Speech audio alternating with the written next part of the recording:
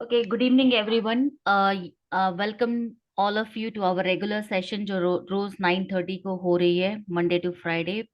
तो आज का जो सेशन है वो बहुत ही जबरदस्त होने वाला है, क्योंकि कुछ स्पेशल तैयारियां की गई है। तो मैं आप सभी से रिक्वेस्ट करती हूँ कि आप लोग, जो हमारा फर्स्ट सेशन होता है 40 मिनट्स का, उस पे तो आप लोग रहेंगे ही। और जब अगर हमारा मीटिंग ब्रेक हो जाता है, उसके बाद एंड हो जाता है, तो आप लोगों को जो भी लिंक शेयर किया गया है उस लिंक से दोबारा ज्वाइन कर लीजिएगा। ठीक है। तो अब हम लोग ज्यादा टाइम वेस्ट नहीं करते हैं। मैं हैंड ओवर करना चाहती हूँ और वेलकम करती हूँ अनिल सर को, कि वो जबरदस्त प्लान प्रेजेंटेशन करने वाले हैं। और बहुत कुछ आज आप लोगों को अलग से भी सीखने को मिलेगी। So let's welcome with mister Anil Arora without wasting any time. Sir, hand over to you sir. You can start now. Thank you very much, ma'am. Thank you very much for your warm welcome. सबसे पहले आप सबका बहुत बहुत स्वागत है और नमस्कार सबको। मेरा नाम अनिल अरोड़ा, मैं हरियाणा से हूँ, जैसा कि आप सब जानते हैं। आज का सेशन रेगुलर की तरह ना होकर थोड़ा सा डिफरेंट वे में होने जा रहा है। मैं आपको पहले से बता दूं कि जो लोग जुड़े हैं, अगर आपके पास टाइम नहीं है तो आप अभी से लीव कर सकते हैं। No doubt, no problem. क्योंकि अगर आपने आज आधा सुना तो आपका ज्ञान आधा रह जाएगा। बहुत सी चीज़ें आप मिस कर जाएंगे, क्योंकि प्लान प्रेजेंटेशन तो हम रोज करते ही हैं। आज प्लान प्रेजेंटेशन को जो है वो भी लास्ट में थोड़ा सा मैं जरूर कनेक्ट करूंगा, लेकिन बाद में बताऊंगा इसके बारे में थोड़ा थोड़ा। ज़्यादा डेप्थ तक नहीं जाऊंगा। बट आज जो हमारा पहला सेशन रहेगा, पहले इसमें उसमें रहेगा कि सबसे बड़ी दिक्कत आप लोगों को जहाँ या हम सबको आती रही है या आ रही है, वो क्या है कि हमारे पास सबसे दिक्कत ये होती है कि हाउ टू अप्रोच प्रोस्पेक्ट को। अप्रोच कैसे करना है, लोग किस तरह के मिलते हैं, उनको अप्रोच करने के लिए हमारे पास क्या होना चाहिए, क्या क्या हम गलतियां करते हैं, क्या क्या हमें नहीं करना चाहिए, क्या क्या करना चाहिए, इन सब के बारे में हम फर्स्ट सेशन में बात करेंगे।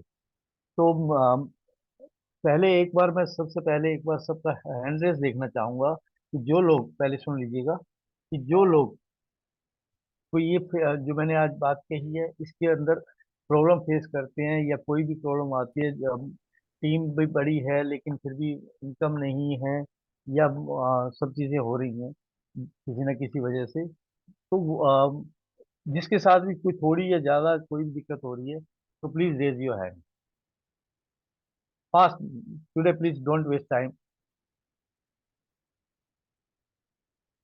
ओके, ओनली मैम को ही प्रॉब्लम होती है, बाकी सब वेल टू डू हैं। आदि जी गुड। ओके, चलिए एनी हाउ, मैं आज ये टाइम वेस्ट नहीं करता हैंड रेज में, क्योंकि लोगों को शायद कुछ लोगों का हाथ 2.5 किलो का है, वो हैंड रेज करना मुश्किल समझते हैं। नो प्रॉब्लम, आप जैसा आपको ठीक लगे वैसा रहिए, हैंड डाउन कर सकते हैं। ठीक है। आप दूसरी चीज, दूसरा प्लान में जो है हम बात करेंगे उसके ऊपर क्या करने वाले हैं आज हम। जिस तरह हमने एक बार पहले एक सेशन लिया था कि 3 महीने में आप 30 लाख 3 लाख रुपया कैसे कमा सकते हैं, उस प्रकार आज मैं बिल्कुल एक और सटीक लेके आया हूँ कि किस तरीके से काम करके हम 15 दिन के अंदर जो है 60 से 70 हजार रुपया कमा सकते हैं, वो भी बहुत छोटी टीम के साथ। तो इसलिए जुड़े रहिएगा और ध्यान से सुनिएगा।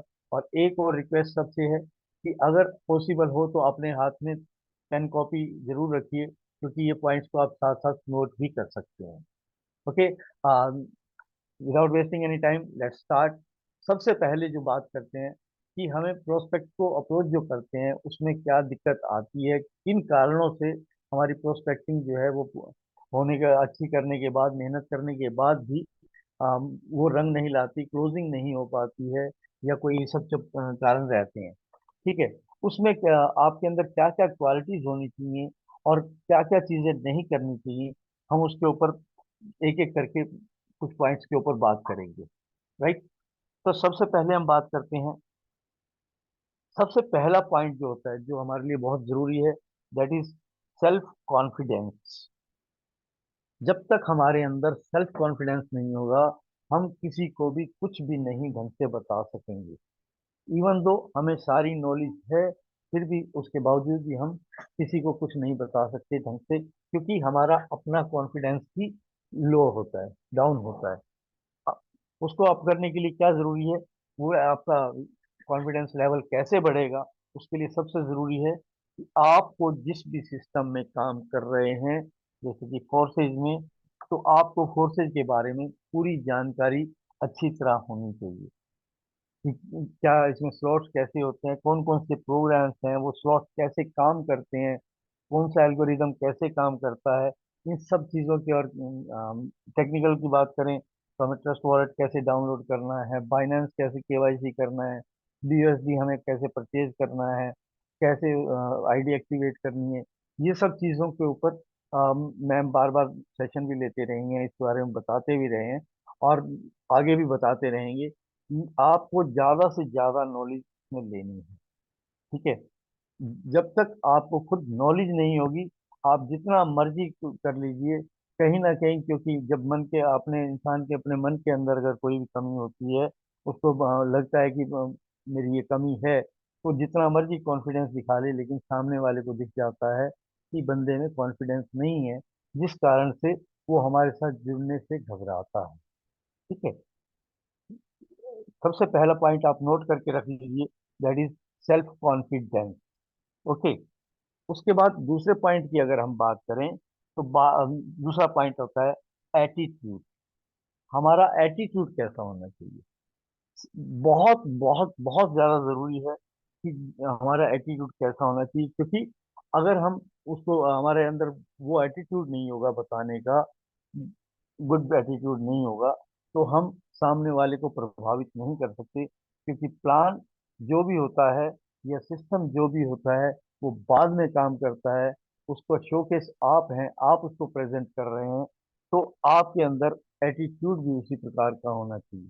अगर उसके अंदर हम बात करें तो अगर हम वन वर्ड में अगर समझना चाहें इसको, ज्यादा खींचने को तो हर पॉइंट के ऊपर एक एक सेशन लिया जा सकता है, बट जैसा कि आप सबको पता है कि एनएफटी हमारे बीच बहुत जल्दी आने वाली है, तो हम टाइम को वेस्ट ना करके थोड़े से ज्यादा समझ के और अपना एक्टिवेट करना की कोशिश करेंगे, राइट। तो एटीट्यूड की अगर हम बात करें तो हमारा एटीट्यूड कैसा होना चाहिए, हमारा एटीट्यूड हमेशा गिविंग नेचर का होना चाहिए, नॉट टेकिंग नेचर का।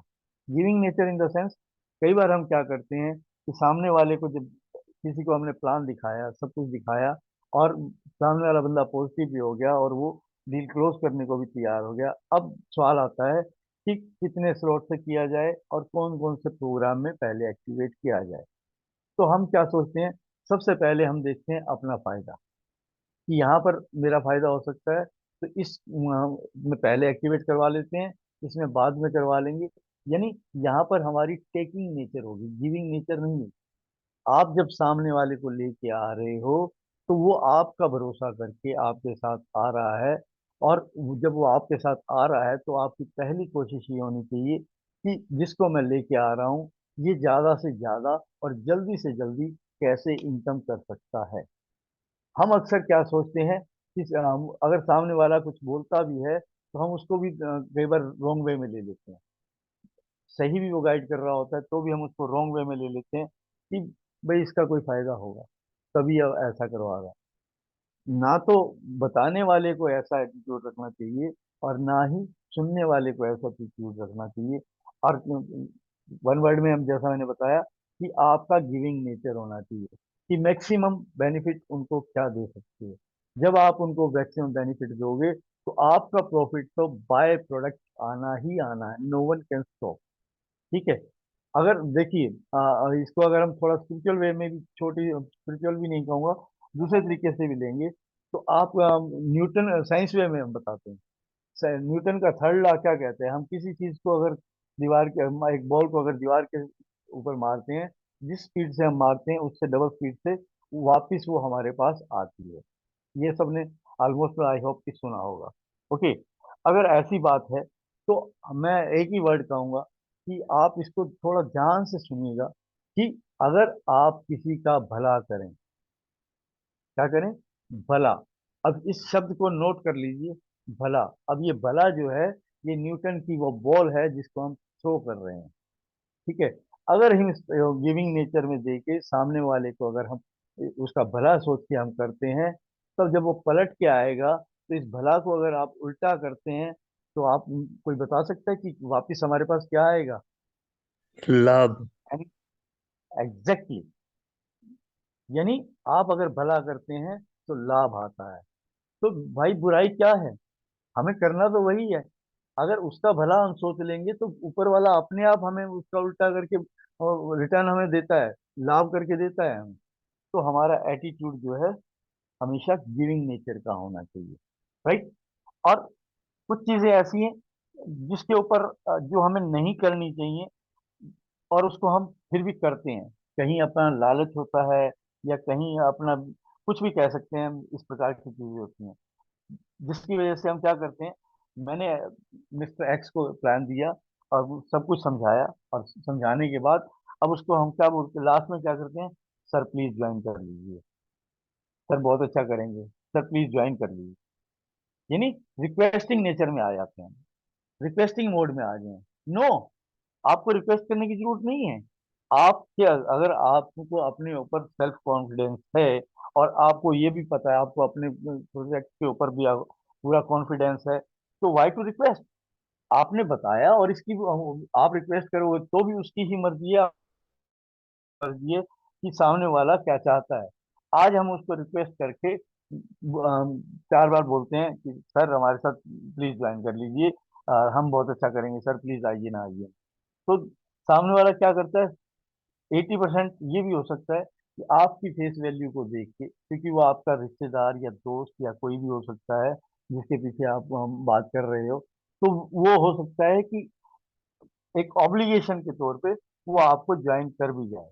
उससे आपको क्या फायदा होने वाला है?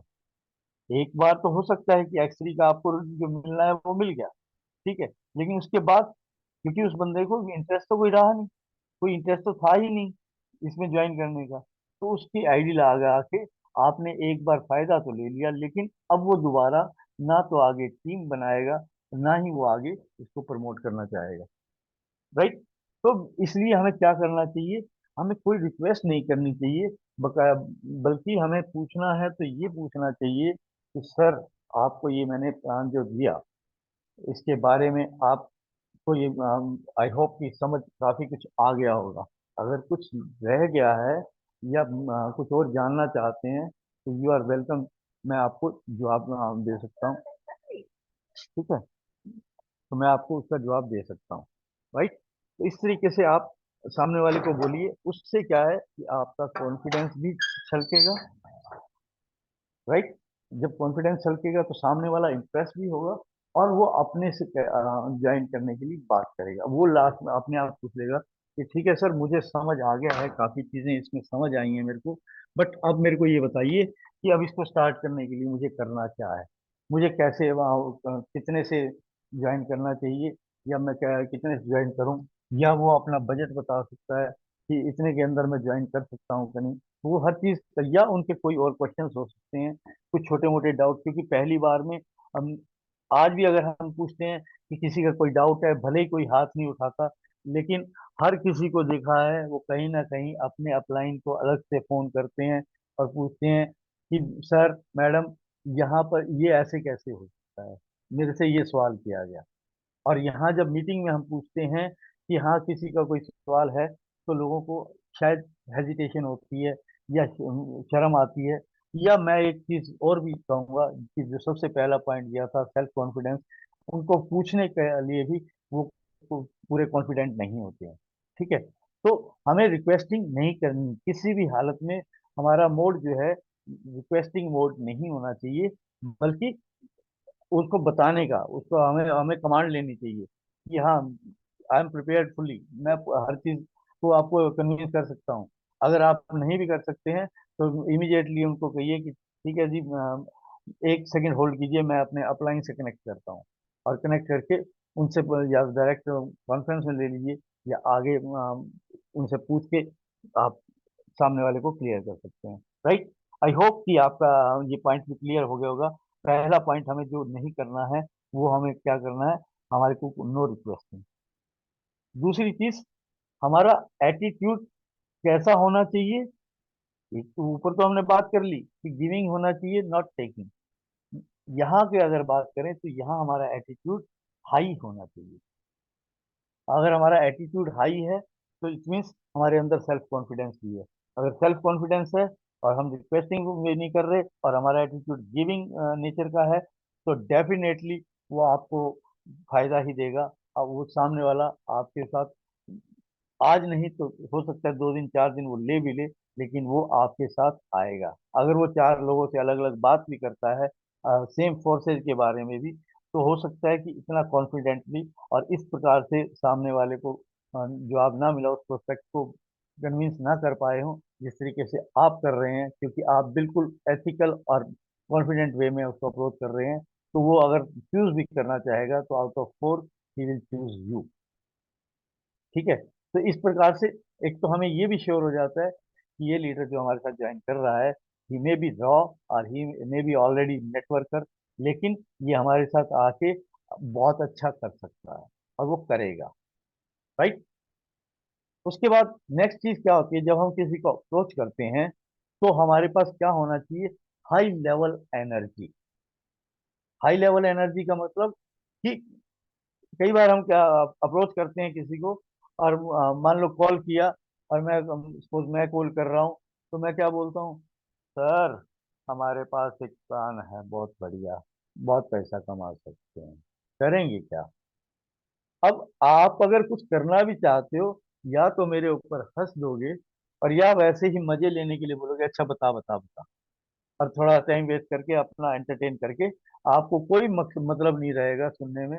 मतलब जिसको आप बता रहे हो उस प्रोस्पेक्ट को कोई मतलब नहीं रहता कि ये क्या अच्छी चीज बताने जा रहा है, या इवन दो आपको पूरी नॉलेज है तो भी उसका इंटरेस्ट आपके साथ बिजनेस करने का नहीं होगा। हाँ, ज्यादा से ज्यादा वो आपको आपके साथ थोड़ी देर बात करके एंटरटेनमेंट पर्पज से जरूर बात कर सकता है। आप डायरेक्टली आप उसको उस हिसाब से अगर करोगे, आपका एनर्जी लेवल हाई होगा, तो वो देख के आधी एनर्जी तो, क्योंकि जिस एनर्जी के साथ हम अप्रोच करते हैं वही ट्रांसफॉर्म होती है सामने वाले के अंदर। अगर हम ढीली अप्रोच करते हैं तो सामने वाला सुनता भी ढीला है। अगर हम हाई लेवल एनर्जी के साथ अप्रोच करते हैं तो सामने वाला सुनता भी उसी एनर्जी के साथ। राइट। ये पॉइंट्स आई होप कि आप सबने नोट किए होंगे। अब इसके अंदर जो चौथा पॉइंट आता है मेन, वो आता है फेस द रिजेक्शंस।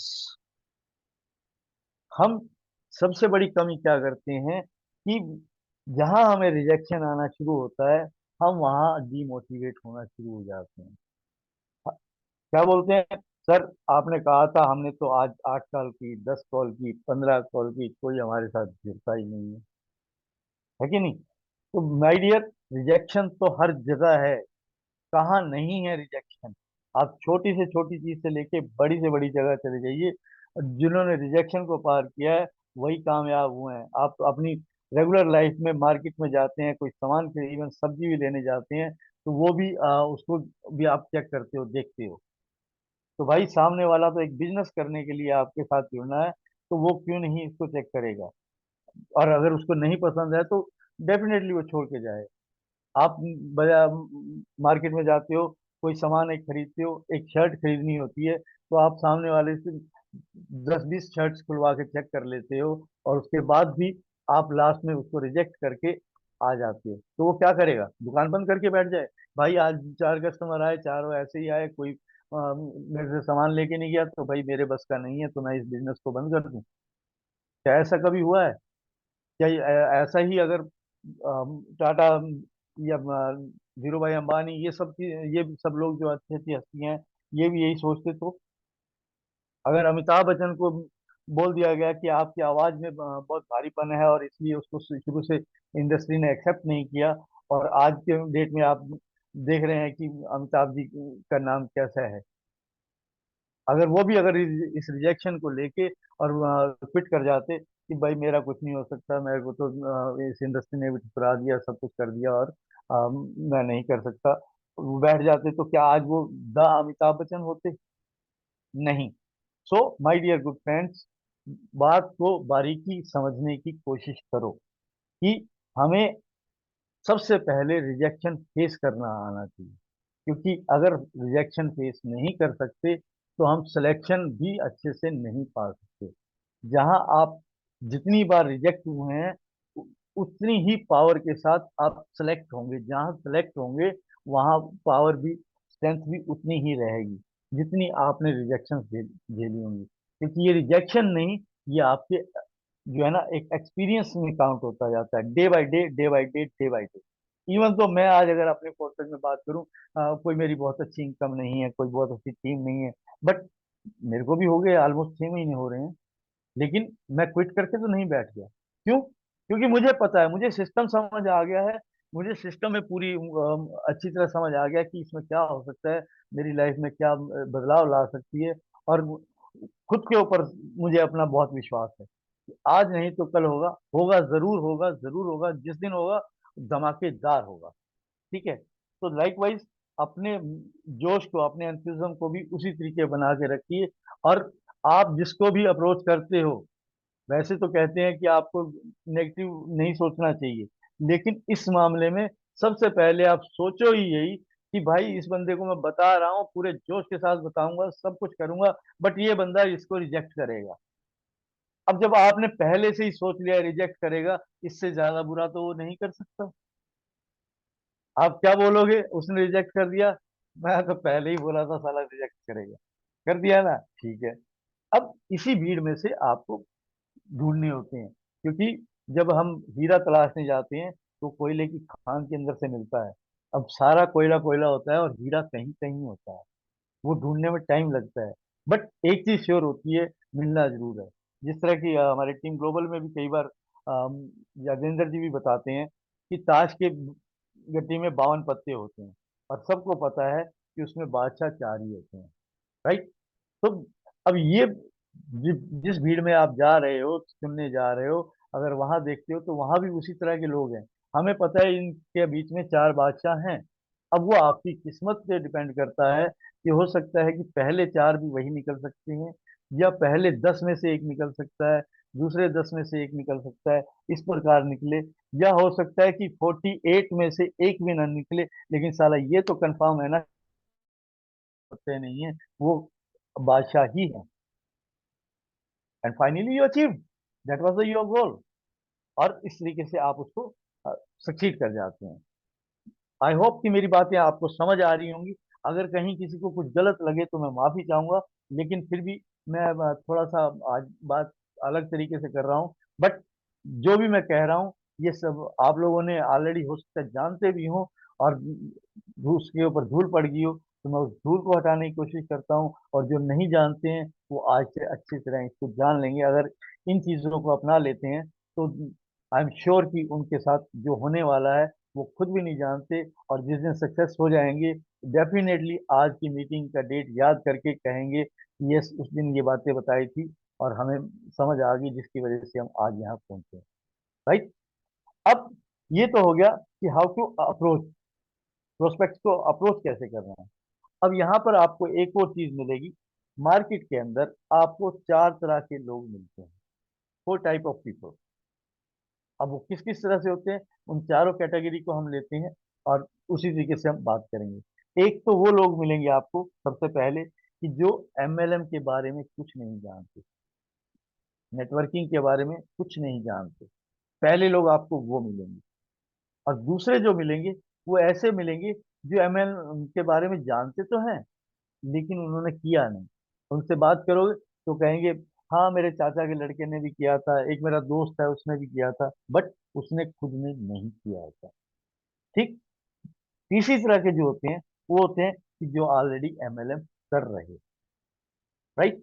और सबसे आखिरी कैटेगरी जो आती है वो होती है कि जिन्होंने एमएलएम करके छोड़ दिया है, छोड़ चुके हैं, यानी सक्सेस नहीं मिला और उसको छोड़ चुके हैं। अब ये 4 तरह के लोग हैं, तो इन 4 तरह के लोगों को अप्रोच कैसे करना है? सीधी सी बात है कि वो बोलते हैं ना कि जैसा गेस्ट वैसा अप्रोच। आपको जिस तरह का गेस्ट मिला है, आपको अपनी अप्रोच को उसी हिसाब से मोल्ड करना है। अब ये नहीं कि एक स्क्रिप्टेड की तरह कि आपको याद है कि सर हम मैं बहुत अच्छे प्रोजेक्ट पे काम कर रहा हूँ जो कि डिसेंट्रलाइज है, ब्लॉकचेन पे आधारित है, इसके अंदर हमारे 4 प्रोग्राम होते हैं, एक्चुअली होता है, आप ये शुरू कर दो। नहीं, आपने पहले देखना है कि जिससे बात कर रहे हैं वो कौन है, क्या करता है, उसके बारे में जानिए। पहली कैटेगरी के जो लोग मिलते हैं, मैंने बताया कि जो कि कुछ नहीं जानते एमएलएम के बारे में, इट मीन्स वो रॉ लोग हैं, यानी कच्ची मिट्टी है। आप उसके अंदर जैसा चाहे उस मिट्टी को पका के वैसा ही आप उसको बना सकते हैं। और ऐसे लोग आपको या तो बिल्कुल आपके साथ नहीं आएंगे, और जब आएंगे और अगर सीखना शुरू किया तो वो इवन दो आपसे भी बेटर करके जा सकते हैं। तो उनको आपने सीधा सीधा ढंग से अच्छे से उनको प्लान बताना है, उनके ड्रीम्स लेने हैं, और उसके ड्रीम जो भी हैं, छोटे या बड़े, उस ड्रीम के लिए आपने रूट मैप तैयार करना है। और हाँ, एक चीज और हमेशा ध्यान रखिए, चाहे आप किसी भी लेवल पे हो, आप अपने आप को कभी ये मत सोचना कि I am the only one man army sufficient, मैं अकेला सब कुछ कर सकता हूँ। नहीं माय डियर, आज नहीं तो कल एक दिन हर एक को जो है अपलाइन की जरूरत पड़ती ही पड़ती है। तो take help of upline, right. Upline की हेल्प लीजिए, जहां जरूरी हो वहां लीजिए। तो उस सामने वाले को, बंदे को, मान लो वो कहता है कि मैं 10,000 20,000 रुपये महीना कमाना चाहता हूँ, तो ठीक है, सवाल कीजिए कितने टाइम में, ठीक है। उसी हिसाब से उसको रूट मैप दीजिए कि आप इतना टाइम निकाल पाएंगे, पार्ट टाइम करना चाहोगे या फुल टाइम करना चाहोगे। इस तरीके से करके आप, क्योंकि आपको थोड़ा पहले आपने इंट्रोडक्शन में जानकारी सामने वाले से ले ही ली होगी, तो आपको पता चल चुका होगा क्या करता है क्या नहीं, राइट। तो इसी प्रकार उनसे इस तरीके से बात करिए। दूसरे लोग हैं जो जानते तो हैं लेकिन उन्होंने किया नहीं, यानी वो दैजी लोग हैं, ठीक है, कि दूसरों के एक्सपीरियंस उनके पास हैं। बहुत कम लोग होंगे जिनके पास सक्सेसफुल लोगों के रेफरेंस होंगे। ज्यादातर लोग आपको यही कहते मिलेंगे, अच्छा वही जोड़ने वाला काम, अरे हमारे यहाँ उसने भी किया था, बोलता था मैं ये लाऊंगा, घोड़ा ले आऊंगा, मैं ये ले आऊंगा, इतनी कमाई होगी, कुछ नहीं हुआ उसका, उसके या फलां आदमी ने इतने पैसे लगाए थे वो डूब गए। तो उनके अंदर वो भरी होती है। तो सबसे पहले तो आपको बैठ के उनको क्लियर करना है कि क्या रीजन रहा, आपने क्या खुद जाना है, क्योंकि नदी के किनारे खड़े होके नदी की गहराई को नहीं जान सकते आप, उसके लिए आपको नदी के अंदर उतरना पड़ेगा। तो उसको उस तरीके से मोल्ड करके आप अपने साथ ला सकते हैं। अब उसके बाद आते हैं तीसरे तरह की कैटेगरी, जो कि एमएलएम ऑलरेडी कर रहे हैं। अब उन लोगों को अप्रोच करोगे तो ज्यादातर जो एमएलएम कर रहे हैं वो प्रोडक्ट बेस में कर रहे हैं। और हम सब जानते हैं कि प्रोडक्ट बेस में, क्योंकि मैं खुद भी 18 से 20 साल का एक्सपीरियंस है मेरा एमएलएम के अंदर भी, और हम सब के अंदर जो है मोटिवेशन कूट कूट के भर दिया जाता है, और फ्लिप्स लगा दिए जाते हैं, ताकि जिस तरह मैं क्योंकि एयरफोर्स से रिटायर्ड हूँ, तो मैं आपको एक और चीज़ बताता हूँ कि फौजियों के अंदर भी क्या होता है। फौजी आदमी के अंदर हमेशा एक ही तरह का जुनून रहता है, उसको कोई मतलब नहीं होता बाकी चीज़ों से। क्यों? जब वो ट्रेनिंग के लिए जाता है, तो ट्रेनिंग में सबसे बड़ी चीज़ उसको यही कर दी जाती है कि उसका माइंडसेट ऐसा, उसको टाइम ही नहीं दिया जाता कि वो घर के बारे में या कुछ और चीज़ों के बारे में सोच सके। तो उसका माइंडसेट ऐसा तैयार कर दिया जाता है कि तुम जो है देश की सेवा के लिए आए हो, और सिर्फ देश ही तुम्हारा सबसे प्रायोरिटी है, उसी के लिए तुमने जीना है, उसी के लिए मरना है, उसी के लिए खाना है, उसी के लिए पीना है, नहीं तो कुछ नहीं है, सब उसी में लगेगा। और यही रीजन है कि डिफेंस में आपने देखा होगा कि लोग जहाँ के हैं वहां पर वो यूनिट होने के बावजूद भी वहां पोस्टिंग कम ही होती है, दूर दूर रखा जाता है, ताकि वो इन चीजों से दूर रहे और जो उनका फोकस है वो खराब ना हो। लाइक एमएलएम का वो भी एक अच्छी इंडस्ट्री है। कल आज तक भी सबसे बेस्ट इंडस्ट्री अगर कोई है तो एमएलएम है, ठीक है। तो उसमें क्योंकि आज अगर मैं बात कर रहा हूँ या आप लोग जानते हैं, ये सब कुछ है कहीं ना कहीं ये एमएलएम की ही देन है। पैसा भले ही ना कमाया हो, लेकिन डेफिनेटली अच्छे एक्सपीरियंस बहुत कमाए हैं, ठीक है। जो कि हमारी नॉलेज बहुत कमाई है, कॉन्फिडेंस बहुत कमाया है, जिसको हम अब जरूरत है यहाँ पर इस प्लेटफॉर्म पे वो सारा जोर लगा के सारी चीज अपने एक्सपीरियंस को निचोड़ के यहाँ पर डाल के, और हम इसको कामयाब कर सकते हैं, राइट। तो उनको थोड़ा समझाना, आपको बैठ के बताना पड़ेगा कि प्रोडक्ट बेस्ड भी भाई, बुराई तो हम किसी वैसे भी किसी की नहीं करनी चाहिए, और एमएलएम तो वैसे भी इंडस्ट्री अच्छी है, तो बुराई तो इसकी क्या करनी। हाँ, लेकिन वहां पर हर कोई इतना जो सपने होते हैं वो पूरे नहीं कर पाता है, बहुत कम कर लोग कर पाते हैं, क्योंकि उनका अपना कॉन्सेप्ट है, सेंट्रलाइज कॉन्सेप्ट है। वजह ये भी हो सकती है। ठीक है, तो उनको बताना पड़ेगा कि सर आप कितने टर्नओवर करके आपको कितनी इनकम आती है, तो उसके साथ आप कंपेयर कीजिए कि यहाँ पर इतना ही करके ऐसा हो सकता है। आपकी फिजिकल लेबर जो है वो यहाँ पर कम होगी। आप घर बैठे भी कर सकते हो, ऑनलाइन कर सकते हो। तो अगर ये सब चीज़ें सिखाओगे, जब सामने वाला एक बिजनेस माइंड सेट से अगर बात करता है, सुनता है, तो डेफिनेटली उसको हो सकता है कि वहां से शिफ्ट होने में थोड़ा टाइम लग जाए, क्योंकि इतने टाइम का मोटिवेशन लिया हुआ जो होता है, जिसके कारण हम जगे होते हैं, वो इतना आसान नहीं होता। मैंने भी जब ज्वाइन किया था यहाँ फोर्सेज में, ज्वाइन करने के बावजूद भी जो है मैं 3-4 महीने तक वो जज्बे के साथ काम नहीं कर पाया, क्योंकि करने लगता था, क्योंकि मेरे अपने मन के अंदर चोर होता था, सर सारी कंपनियां तो ऐसे ही करेंगे, आज तक तो इतना कहीं कमाया नहीं, ये कहाँ से कमा लेंगे। तो इस वजह से जो सिस्टम देखा भी था, उसको यानी पूरी तरह समझा नहीं था। बाद में जब लोगों की रोज देखते रहे एकदम स्क्रीन शॉट देख देख के, फिर दिमाग खराब होने लगा। फिर मैं इसकी आईडीज को पोस्टमार्टम करने लगा, फिर रिसर्च भी करी। मैम से भी मैंने काफ़ी चीज़ें पूछी, इनका भी बहुत सर खाया है मैंने, आप मैम से पूछ सकते हो। और इस तरह करते करते आज इन्हीं की बदौलत जो है मैं इस मुकाम पे पहुंच गया हूँ कि आज मैं जानता हूँ कि अगर मेरे सामने 100 लोग, 200 लोग, 1000 लोग भी बैठे हैं, मैं सबको अच्छे से प्लान के बारे में हर चीज़ का बता सकता हूँ। ये तो नहीं कहता कि मैं इसका मास्टर हो गया, क्योंकि there no one is a master.